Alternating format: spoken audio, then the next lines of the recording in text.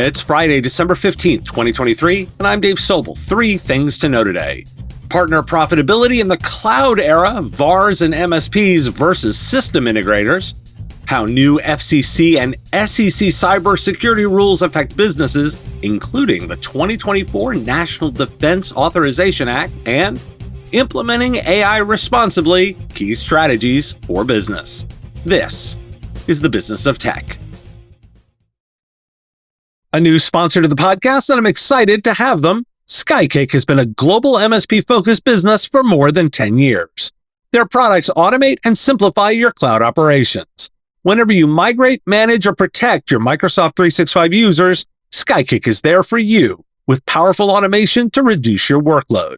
I note that their focus for the last few years has been on Microsoft 365 security for your customers.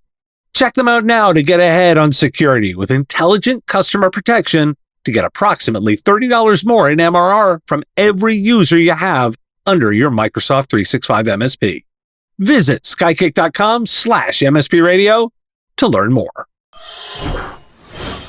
I'm clearing the decks of stories I'm tracking as we go to the holidays. Some last market condition reviews for you to consider. Jay McBain posted some data about partner profitability. In the cloud era, traditional channel VARs and MSPs are examining the business models of system integrators. Surprisingly, despite revenue and employee growth, the massive cloud opportunity has not resulted in higher profits for system integrators. On the other hand, major resellers of hardware and software have seen increased margins. I've included a link to the Canalys data. Most cloud customers prioritize security, compliance, and reliability and technical capabilities over lower costs and purchasing convenience. That's from Forrester's research showing that organizations value the operational expenditure model of the cloud and are reluctant to switch providers due to egress fees and other challenges. While satisfied with their current cloud provider, many companies plan to adopt multi-cloud strategies as cloud spending increases. Large companies are now shopping for specific features and capabilities, considering options for their future migrations. The focus on the cloud is driven by speed, scale, and agility rather than cost savings. Axios posted some analysis on the job market I wanted to highlight. The labor market in the US is showing signs of a slowdown, particularly for white-collar workers, despite the overall low unemployment rate. Job openings and hiring rates have decreased, and specific professional sectors have experienced job losses. These cracks in the labor market could indicate a weakening job market and potentially lead to a recession in the near future. Additionally, employers are resorting to quiet layoffs and providing advance notice to affected employees. Inflation and shelter costs, a significant component of the consumer price index, is slowing down. These subtle signs suggest a cooling off in the job market and potential economic implications. A recent study shows that businesses need help finding qualified AI and ML talent, with 43% rating their team's skill sets as low. However, only 37% of IT professionals report receiving training when their employers invest in new technology. The study highlights the need for organizations to prioritize skill development, especially in AI, to stay competitive. Soft skills such as team communication and interpersonal communication are also seen as important, but are often overlooked. Quality content, hands-on practice, and multiple learning methods are key features desired in training programs. Why do we care? McBain is highlighting a shift in profitability from traditional channel VARs and MSPs to system integrators and major resellers in the cloud era. This indicates a pivotal change in the IT service industry's landscape, where cloud opportunities, while driving revenue and employee growth, are not necessarily translating to higher profits for all players. This could suggest that while cloud adoption is increasing, its costs and complexities may be impacting profitability margins. Now layer Forrester on that. Security, compliance, reliability, and technical capabilities are taking precedent over cost and convenience. This reflects a maturation in the cloud market, where operational efficiency and strategic flexibility are valued over mere cost savings. And finally, talent is going to be tight. So companies should reassess their business models. This might involve exploring more efficient operational methods, diversifying their service offerings, or investing in partnerships to enhance cloud service delivery and profitability. IT companies should prepare for potential economic challenges. It might involve strategic budgeting, cautious hiring processes, and developing contingency plans for a possible recession. And let's get you caught up on legislation moves. Lawmakers have finalized the 2024 National Defense Authorization Act, a must-pass annual defense policy bill authorizing $874.2 billion for the Pentagon and national security programs. The bill covers a wide range of issues, including cyber-related provisions such as establishing the Office of Strategic Capital, boosting cyber capabilities, and creating a cross-functional team for cyber defense in nuclear command systems. The Federal Communications Commission has updated its data breach rules for the first time in 16 years. The new rules expand the definition of a breach and require telecommunications carriers and providers to notify customers of breaches involving personally identifiable information. The FCC will also be alerted of breaches, and customers must be notified within 30 days unless law enforcement requests a delay. And don't forget that the new SEC cybersecurity rules have gone into effect, and experts anticipate challenges for organizations that must comply. The regulations require public companies to describe their processes for evaluating and managing cyber threats in their annual reports to the SEC. Additionally, larger public companies must disclose cybersecurity incidents to the SEC within 4 days.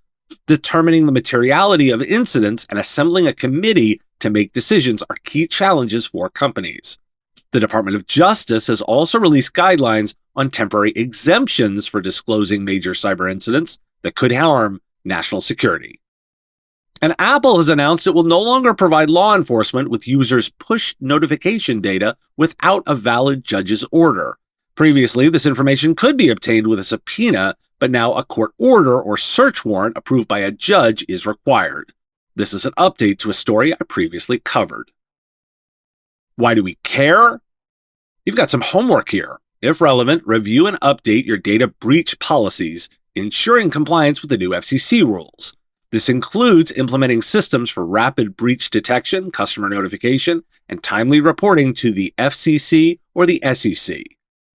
Apple's decision also reminds us that companies should review their policies on law enforcement data requests to ensure they balance legal compliance with user privacy. This may involve revising legal request protocols and enhancing data protection measures, which are all actionable services for customers. And it's time for our last Friday Big Ideas of the year, starting with Schreiner on security in an article called AI and Trust. Trust is essential to society, and there are two kinds of trusts, interpersonal and social. The confusion between the two will increase with artificial intelligence, as we will think of AI as friends when they are actually just services. The corporations controlling AI systems will take advantage of this confusion, making it important for the government to create an environment for trustworthy AI through regulation. The market alone cannot provide trustworthy AI as corporations prioritize profit. AI transparency laws, regulations on AI safety and security, and the concept of data fiduciaries are necessary. Additionally, public AI models built by the public for the public can serve as a counterbalance to corporate-owned AI. Government plays a critical role in creating social trust and enforcing predictability and reliability. I also wanted to point you to an article in Ars Technica that discusses the research behind OpenAI's Q-Star project, which aims to improve the reasoning capabilities of large language models. It explores techniques such as chain-of-thought prompting, step-by-step verification, and tree search. The article also speculates on the future direction of the research and the challenges that need to be overcome. It's a guided tour of the research. Finally, from Dark Reading, Sanjay Berry offers commentary on implementing AI. Let me first quote, "One leader at a large financial firm recently told me the board is very eager to leverage generative AI. It's a competitive advantage. It's the key to automation. We have to start using it. But when I asked what they're doing with AI, they replied, 'Oh, we're blocking it.'" End quote. If this sounds like you, Barry discusses the responsible implementation of AI, highlighting the positive and negative aspects. The article emphasizes the importance of securely enabling AI and controlling sensitive data. It suggests 4 key points for moving forward, including accepting the inevitability of AI, focusing on responsible usage, ensuring efficacy and accuracy, and classifying the sensitivity of AI applications. Why do we care? This should be excellent reading to get you thinking over this holiday. Thanks for listening. Today, National Cupcake Day, with a whole specific National Lemon Cupcake Day, as that one apparently needs extra love. This is my last news show of 2023, and it's been a pleasure having you as my listener. I'm grateful you choose to give me a few minutes every day. Don't worry, there's lots of content for the holiday. Interviews with Amazon Web Services, ConnectWise CISO, an expert in recruiting, a new AI operating system developer, 2 NYU Stern professors, a longtime channel vet, and insights into AI project management. Plus, my 2024 predictions and the future of distribution. I'm really excited for you to hear these episodes. A reminder, I'm doing a class in January, Navigating Emerging Technologies for MSPs, and the link is in the show notes. And if you've got a comment, a question, or a thought on a story, put it in the comments if you're on YouTube, or reach out on LinkedIn if you're listening to the podcast. I will talk to you again in 2024. The Business of Tech is written and produced by me, Dave Sobel, under ethics guidelines posted at businessof.tech. If you like the content, please make sure to hit that like button and follow or subscribe. It's free and easy and the best way to support the show and help us grow. You can also check out our Patreon, where you can join the Business of Tech community at patreon.com/MSP Radio, or buy our Why Do We Care merch at businessof.tech. Finally, if you're interested in advertising on the show, visit mspradio.com/engage. Once again, thanks for listening to me, and I will talk to you again on our next episode of The Business of Tech.